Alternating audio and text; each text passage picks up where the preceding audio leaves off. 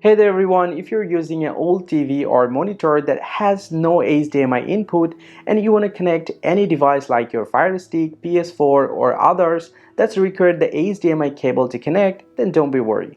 Through this entire video, I'm going to show you how to convert HDMI to AV or RCA that you can connect any other HDMI supported device to your old TV. So without wasting any time, let's begin.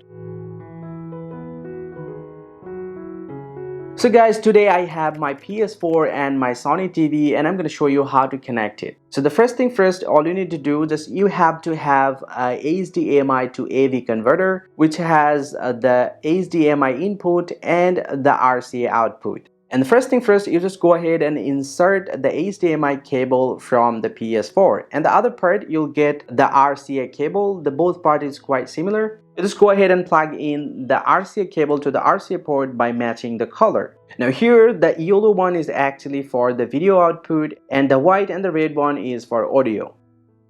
Well, and the other part of the RCA cable that you need to insert to the input section at the back of your TV. And you will see the same color port, so we need to insert by matching the color.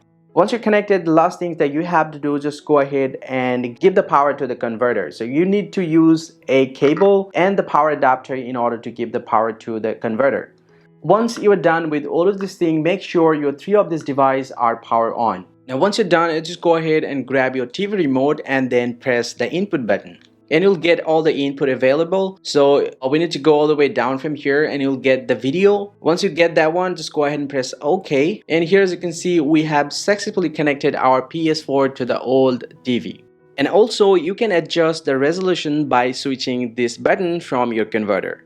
So guys, this is the way you can convert HDMI to AV or RCA to your old TV.